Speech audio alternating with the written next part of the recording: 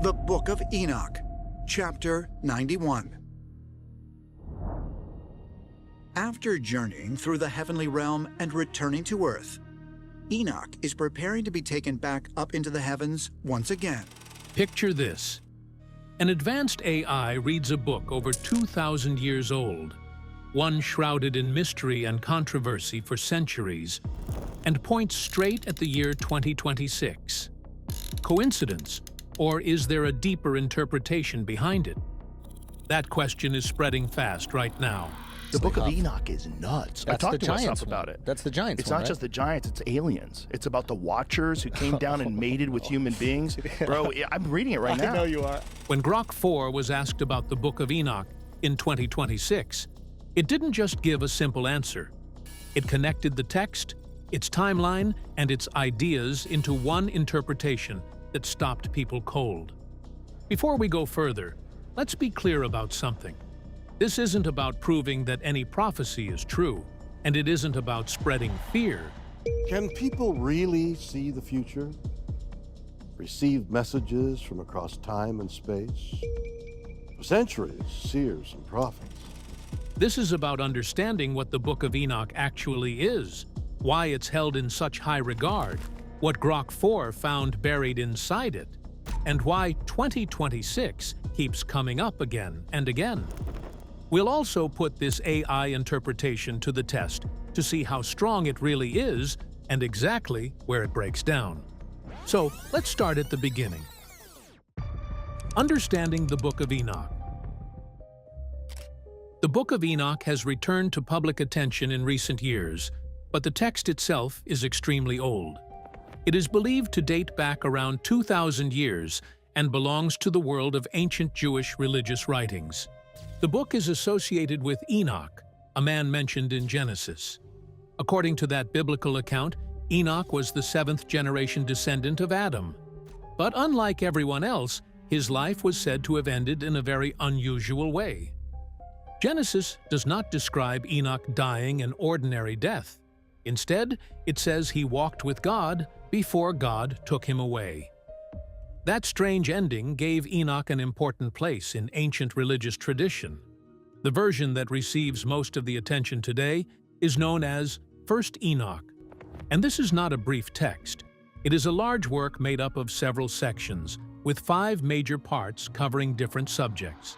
One section tells of heavenly beings known as the Watchers, who descended to earth and crossed boundaries that had been established for humans.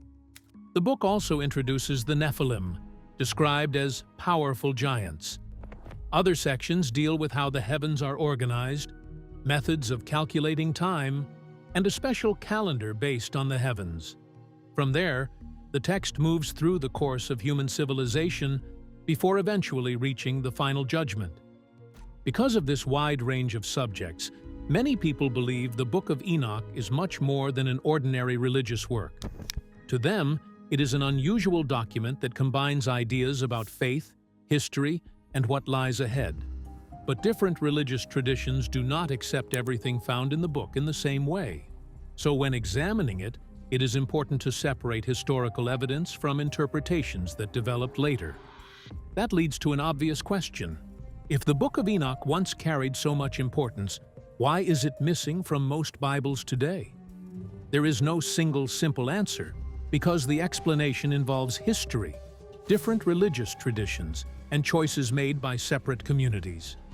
A good place to start is the New Testament, particularly the Epistle of Jude. Jude contains a direct reference to the Book of Enoch, showing that the text was already known during the early Christian era. Many scholars believe people at the time were familiar with the book and actively read it. More evidence appeared with the discovery of the Dead Sea Scrolls, where several copies of the Book of Enoch were found among the ancient writings. Those discoveries showed that the Essene community, one of the major Jewish religious groups of that period, placed importance on the book. So this was not an obscure text hidden away somewhere. People living at the time read it, preserved copies of it, and considered it valuable. Centuries later, religious communities began establishing the official collection of books that would form the biblical canon. Many different religious writings were considered during that process, and the Book of Enoch eventually remained outside the canon accepted by most Christian traditions. But there is an important distinction. The book was not removed because religious authorities had officially proven it false or declared the entire text completely unreliable. Historians point instead to several influences, including differences in religious tradition, disagreements over theology, and the complicated process through which the biblical canon developed. Yet Enoch's story did not end with its exclusion from most Christian Bibles. The Ethiopian Orthodox Church continued to keep the book. It was never removed from its scriptures, and even today the Book of Enoch is officially recognized there and remains included in the Ethiopian Bible. That preservation is one of the biggest reasons the complete text survived and can still be read by people across the world. Now let's look at what the Book of Enoch says about the Watchers and how their punishment became linked to 2026. The Watchers and their punishment. First, Enoch says there were 200 Watchers, led by one called Shemahaza. They see human women and decide to come down to earth, take wives, and have children with them. Shemahaza is afraid the others might change their minds and leave him to face the punishment alone. So before they do anything, they make an oath. Every one of them agrees to go through with the plan. All 200 then come down on Mount Hermon. They take human wives, and those women give birth to giants. These are the beings usually connected with the Nephilim mentioned in Genesis. In 1st Enoch, the giants quickly become violent. They eat what humans produce, but soon there is not enough to satisfy them. They turn against people. The killing spreads, blood fills the earth, and the situation keeps getting worse. The Watchers create another problem at the same time. They begin teaching humans things the book says should never have been revealed to them. One Watcher named Azazel teaches people how to make swords, knives, shields, and armor. He shows them how to work with metals. The same part of the book also connects him with jewelry, cosmetics, and other ways of changing a person's appearance. Other Watchers teach different kinds of knowledge. Some teach spells and magic. Some teach the use of roots and plants. Others teach people about the stars, the sun, the moon, and signs in the sky. In the story, this knowledge does not make the world better. It becomes part of the growing corruption. Weapons add to the violence. The giants keep attacking. People are being killed, and their cries finally reach heaven. Then judgment begins. Michael, Gabriel, Raphael, and Uriel see what is happening on earth and bring it before God. Noah is warned that a great flood is coming and that he must escape it. Azazel is singled out for punishment. Raphael is ordered to bind him and throw him into darkness. The other Watchers are also condemned. The giants are destroyed, but their story does not end with their deaths. 1st Enoch says their spirits remain on earth. Because the giants were born from heavenly beings and human women, their bodies can die, but their spirits continue as evil spirits that trouble humans. The Watchers themselves face a different punishment. Before it happens, they turn to Enoch for help. They ask Enoch to speak for them and plead for mercy. Enoch writes down their request, but the answer is not what they want. Their punishment will not be removed. Enoch is sent back to tell them that they were supposed to remain in heaven. Instead, they came down to earth, took human wives, had children with them, and revealed knowledge that was not meant to be given. Now they have to watch the result of what they started. Their children are destroyed, and the Watchers are taken away to wait for their own final judgment. Then comes the number. Michael is told to bind Shemihaza and the other Watchers for 70 generations. Not 70 days, not 70 years, 70 generations. Only after that period comes the judgment waiting for them. That makes it tempting to treat the passage like a countdown. If the watchers are imprisoned for a set number of generations, then at some point, the 70th generation should end. And if it ends, the judgment described after it should follow. But 1 Enoch leaves out a very important piece of information. It never tells us how long one generation lasts. So Grok has a clear number to work with: 70 generations.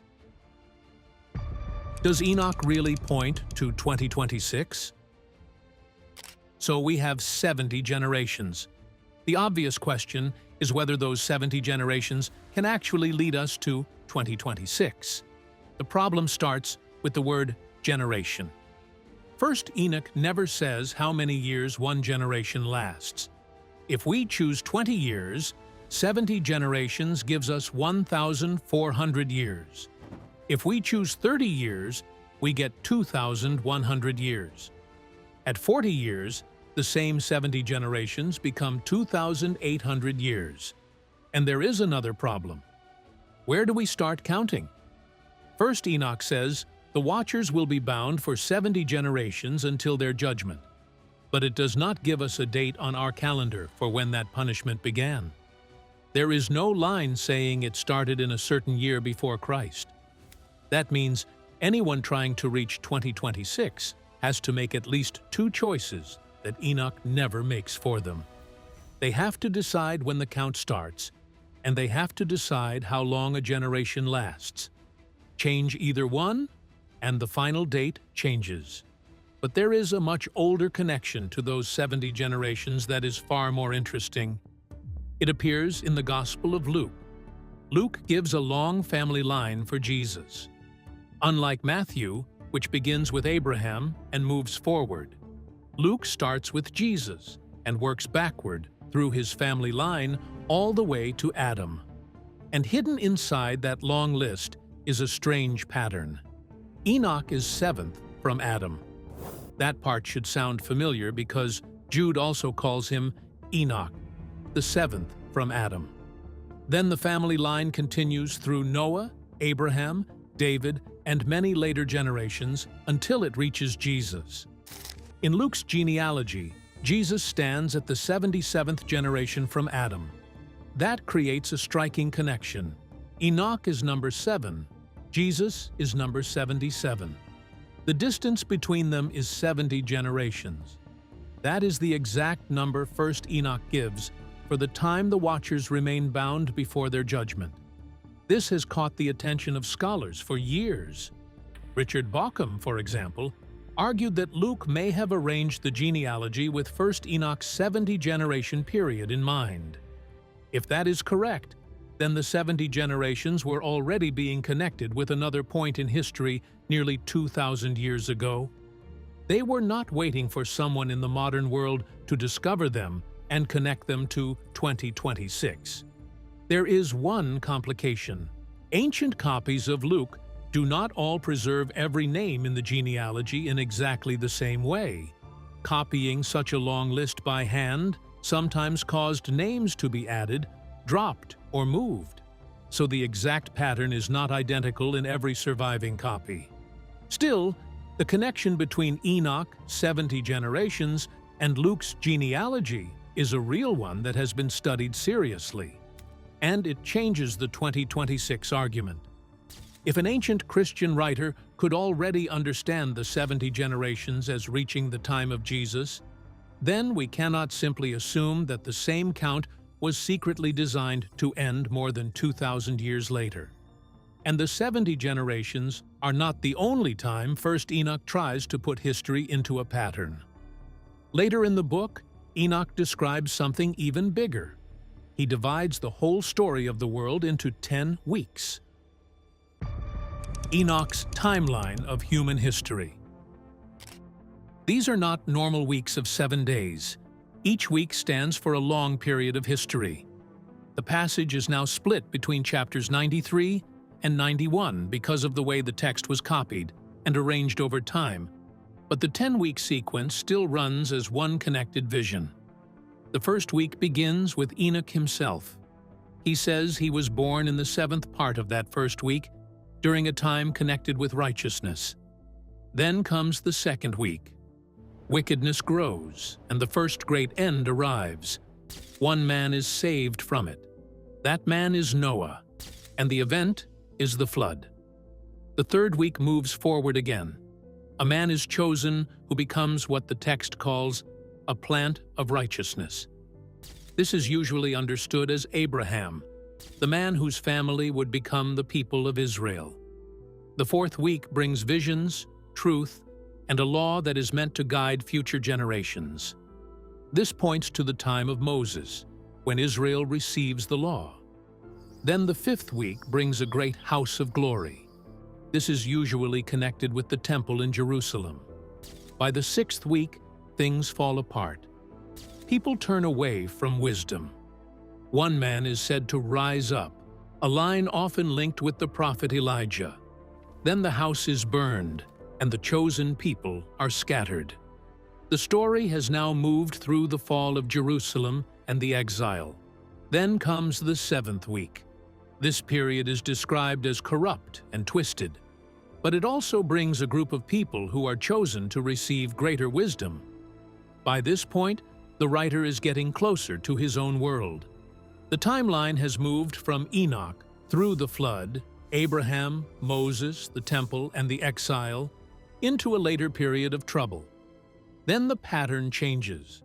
That is why the final 3 weeks matter most to modern readers today.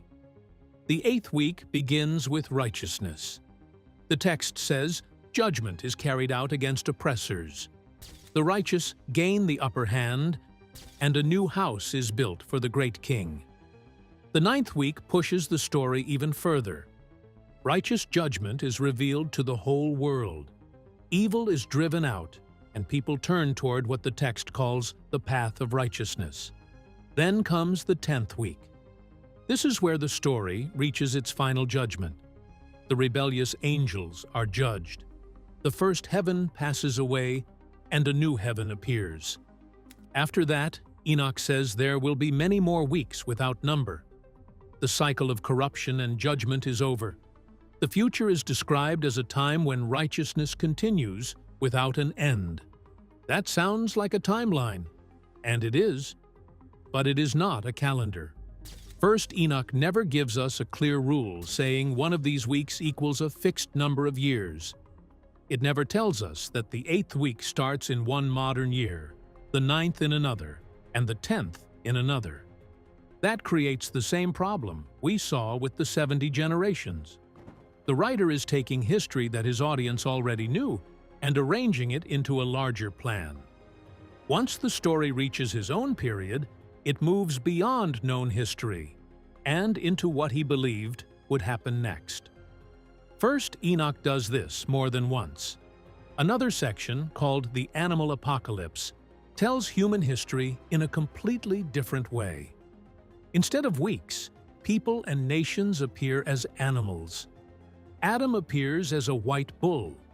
Israel is mainly shown as sheep, while enemy nations appear as different wild animals and birds.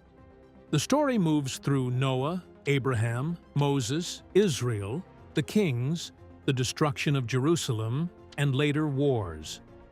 Near the end, a horned ram rises among the sheep and fights back, a figure commonly linked with Judas Maccabee.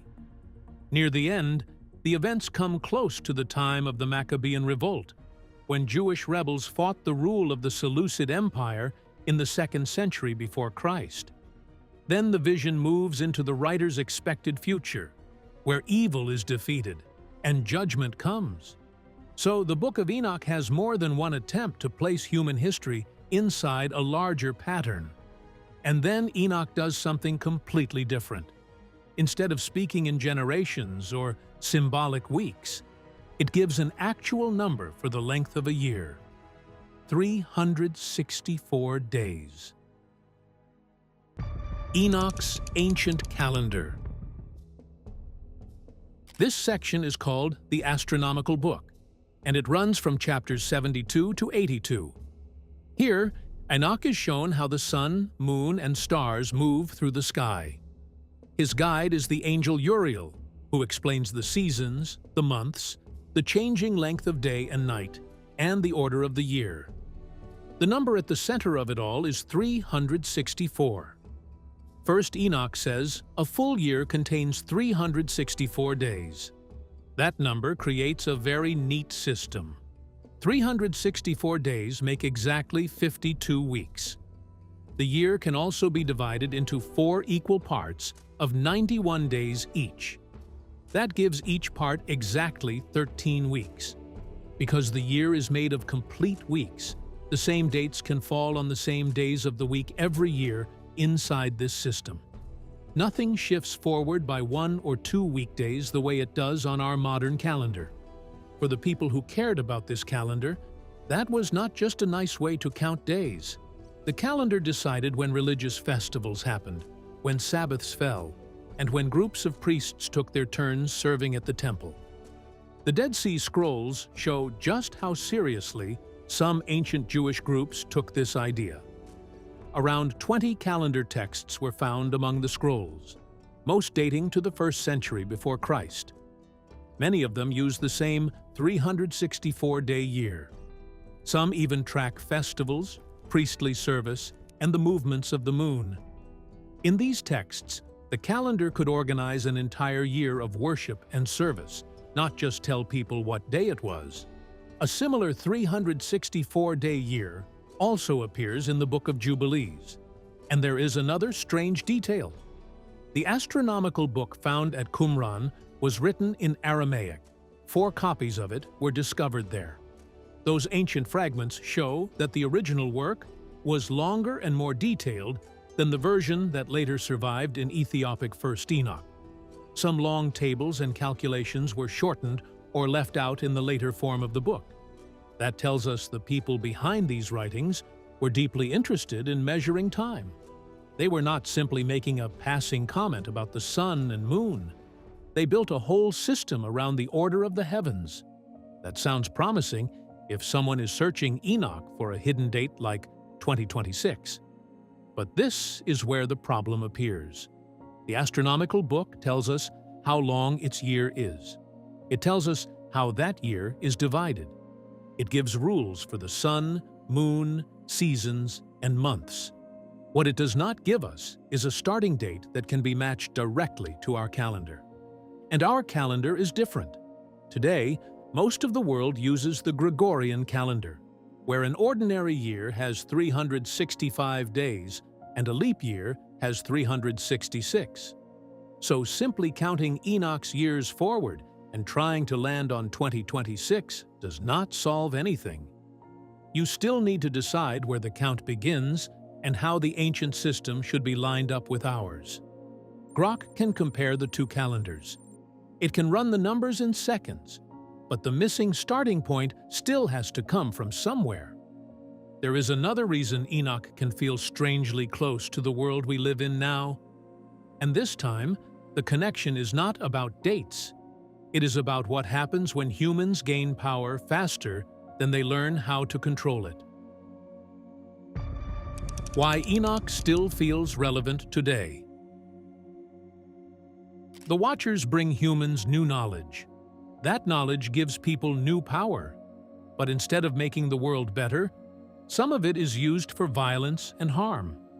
The problem is not simply that humans learn new things. The problem is what happens when people gain powerful tools and use them badly. A modern AI, Grok, is being used to search an ancient book that warns about powerful knowledge falling into the wrong hands. And in 2026, the world is already dealing with that exact question around AI itself. AI can now create realistic images, videos, voices, and text in seconds. It can copy the voice or face of a real person. It can produce fake material that looks convincing enough to fool people. Governments are already trying to catch up. On August 2nd, 2026, new transparency rules under the European Union's AI Act began to apply. In many cases, people must now be told when they are dealing directly with an AI system. Certain AI-made or AI-altered material must also be marked or clearly identified. That includes deep fakes and some AI written material about matters of public interest. The reason is simple.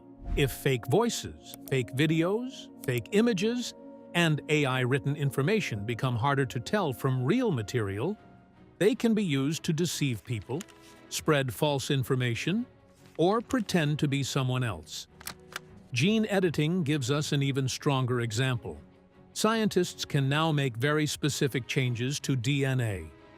One of the best-known tools is called CRISPR, and this is no longer just something happening in a laboratory. In December 2023, the United States approved Casgevy, the first treatment approved by the FDA to use CRISPR gene editing. It was first approved for people aged 12 and older with severe sickle cell disease. The treatment takes a patient's own blood-forming stem cells, edits them, and then puts them back into the body.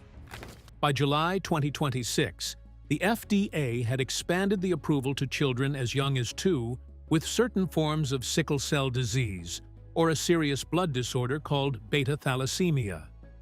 That is the good side of powerful knowledge. A tool that can change DNA can also be used to treat diseases that have caused pain and early death for generations. But the same ability to change human DNA raises much harder questions when the changes could be passed down to future children. The World Health Organization has warned that human gene editing needs strict rules and oversight because some uses could affect not just one person, but future generations. So the modern question is not whether new knowledge is good or bad. It is what people do with it. But First Enoch does not stop with the Watchers or the harmful ways humans use the knowledge they were given. Later in the book, the focus shifts from people gaining power to powerful people being judged for how they use it. This happens in the Book of Parables, the section that runs from chapters 37 through 71. Here, Enoch sees a mysterious figure called the Son of Man. The same figure is also called the Chosen One and the Righteous One. He appears before God and becomes part of the final judgment. Kings and powerful rulers are a major target of these visions. They may look untouchable on earth, but in Enoch's vision, their power does not save them. They are judged for what they have done, while the righteous are protected and raised up. Thanks for watching. Now check out the videos popping up on screen for more unbelievable stories.